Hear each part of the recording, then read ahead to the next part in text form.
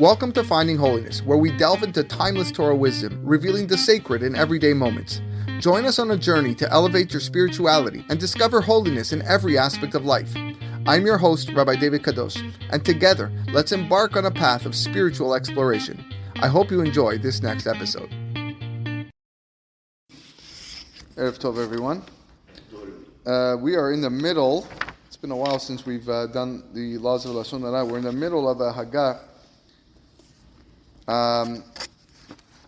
Remember, we were talking about how you always have to be careful to inform when you're inquiring about a shidduch or a business partnership. You always have to inform the person why you're doing so that not to lead the listener into lifnei iver, so that he will talk Lashon Hara as well. And you can't exaggerate at all.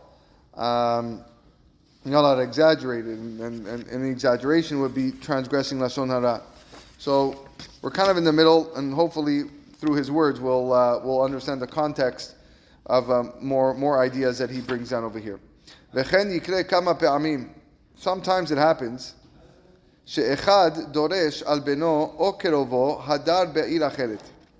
Reuven, he inquires about the welfare of somebody's relative. Reuven goes to Shimon. Hey, Shimon, how's your son doing? Where's he doing? He lives in New York. Yeah, he's doing okay. Et matzavo ve'inyano, he asks about his business. He asks about his affairs. Uftocham shoel gam ken al torato. And during that conversation, Reuven will also ask him about whether or not he's, his Torah. Im hu lomed adayin olo, whether or not he's still learning. Hine al pi din hu kach. Now the halacha is as follows: Im dato bishelato hu kedei sheyeh mizeh to'elet alei haba. If Reuven's intent is for some sort of constructive purpose, then it's allowed. Dehainu im ivada lo sheparash min haTorah. For example, if Reuven is informed that Shimon's son doesn't necessarily learn so much Torah anymore, yezarzenu alei haba.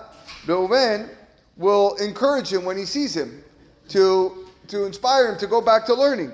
Bevadai mutar v'nachon hadavar. Then certainly, if Reuven has a connection to Shimon's son, and he finds out that Shimon's son is, maybe he's not so religious anymore, and Reuven has can spark him to come back, then certainly it's allowed. V'gam hanish'al tzarich le'ashiv lo ha'emet. And not only that, but Shimon has a responsibility to respond truthfully. Because ita barachin, this idea we see is in Arachin, where it says, Harbe pe'amim laka Akiva al yadi. Rabbi Yochanan ben Nuri said, Akiva was rebuked harshly many times because of me. Because he would complain to Rabbi Akiva's rabbi. Anyways, ubilvad sheyodienu hashoel mitechila shehu krovo. But the person inquiring has to inform tell him that he's a relative of so and so person. Okay, so sometimes Reuven's son is in yeshiva in Washington. He calls up the Rosh Yeshiva. I want to know how's my son doing. So he's got to tell him the truth, because he knows that Reuven has the ability to inspire him. And he has to inform him that he wants to know the truth.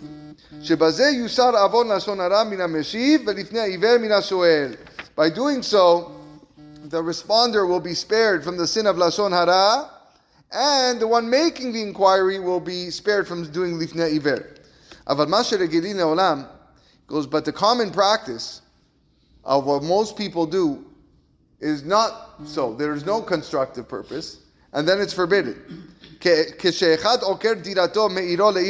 For example, if a person moves from one city to another city, he then meets someone from his old city.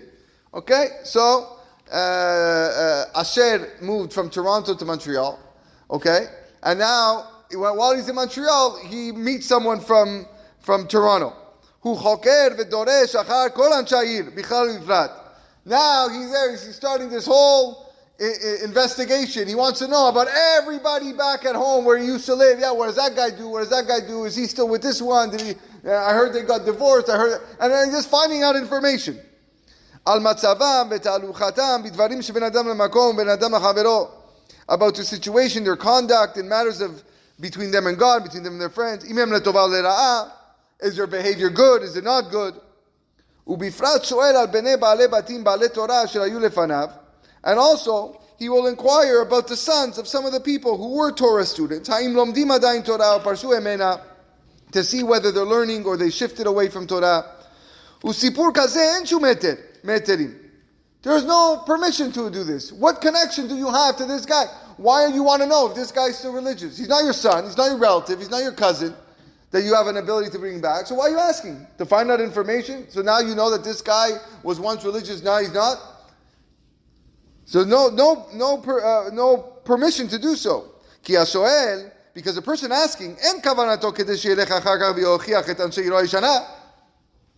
The guy who's asking, what is he going to do now? Travel back to his old city to go and rebuke the people that he just found out that are not keeping mitzvot? Absolutely not. He's not doing that. He has no intent to encourage them. He has no intent to inspire them otherwise. Ubifrat hameshiv lo, and particularly the one responding, certainly he has no intent to improve his own townspeople through gossip. This type of conversation is filled, it's replete with Lashon Hara from beginning to end. Because the guy asking, he's asking about everybody in his old city.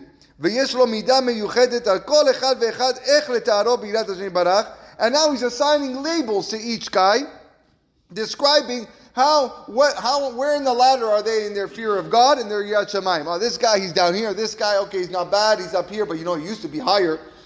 Okay? He stereotypes their personality. He says, go back to the introduction and see how many negative and positive commandments one transgresses. When he speaks or accepts Lashon Hara. This is especially in the above scenario when there's so many people that are involved. The more people that are in the city, the longer the conversation lasts. The more negative and positive commandments he transgresses. And every person is going to be standing trial. Every person is going to have to take accountability for these averot. One who's concerned for his spiritual welfare should distance himself greatly from these conversations. Very strong words from the Chavetz Chaim. Let's not forget that Chavetz Chaim lived in a time where there was no text messages and there's no social media and there's probably I don't know if they had phones. I guess they maybe did, but it wasn't what it was. And it wasn't pashut. So really, when somebody came, there was this yetzer hara.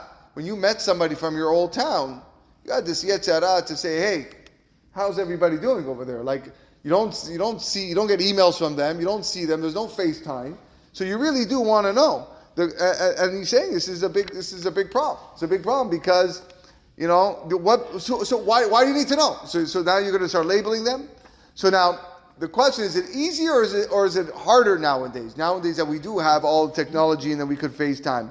So you might argue, okay, I don't need to know about my old friend in Venezuela or in Israel or in Spain because I see what he's doing. I see him on Facebook. I see him on social media. Okay, and stuff like that. There's no need to inquire if he is publicly, I guess, displaying the information of what he's doing. There's separate problems with social media. Ask that is not like it's normal. Like if I go to Israel, yeah, and I go to visit Abbas, yeah. So I mean, he wants to know how his community is doing. But what's it has to be for a constructive purpose, right? And for sure as a Tamid Chacham like the Chacham is, and the still influence that he manages to have on people, and he's still in connections with people, then there would be a constructive purpose, right? If he was to ask about, or again, any Rav was to ask about a certain individual, I heard he's not doing so well. Yeah, unfortunately he's went through some tough times, and religiously he's not. He'll pick up the phone and he'll call this person and he'll get him back. In that situation, he said it's perfectly permissible and should be done. But when it's not like that, when you have absolutely no connection, you're not going to call the guy anyways, you're just curious to know what he's up to, then what it is. So on that note, then although you might not be relating the information or hearing the information, we do have our own Yetzirah of investigating people's lives, okay? And yes, a lot of people do throw it out there and publicize their lives on social media, which is definitely a problem, okay? And they do it. But that doesn't really give you the right to go and search for it. Right? And exactly. I'm gonna see and I'm gonna dig up information. Let me look at their last 3 years of pictures to see where they've traveled and what they do and what they like to have fun. Because why? There's no toilet to such investigation. Why are you doing that? The only thing that could lead to is Lashon Hara. Only thing. If you didn't know anything about the guy or the information, then you have nothing to say. But now, when somebody comes to you and asks you, "Hey, what's up with that guy? You heard anything from him?" It's okay. So now he's initiating the Lashon Hara. That forces you to say, you should see his pictures on Facebook, right? Guys at bars getting drunk, he's on whatever, and so what does that do to you? So there's a lot of problems at hand, certainly, when not only people post, there's an issue to post for sure, because I think a lot of things should remain private. If not everything of your personal life should remain private. But you going and scouring for information cannot lead to anything positive. It cannot lead for anything positive. Now, you are employed as a kiruv rabbi, and you want to check out about a guy, see how he's doing. You have a student in Israel. Okay, again, maybe in those situations, it's probably better to pick up the phone and call the rabbi, call this person who he's close to see if you can inspire him to get back. But most people, like the Chafetz Chaim said, are not in that category. They do not sit like that looking to find ways to inspire. They're just looking for information. And when you're just looking for information, it can only lead to one thing only. That's Rechilut Lashon Hara. B'ezrat Hashem, next week we'll continue the laws further.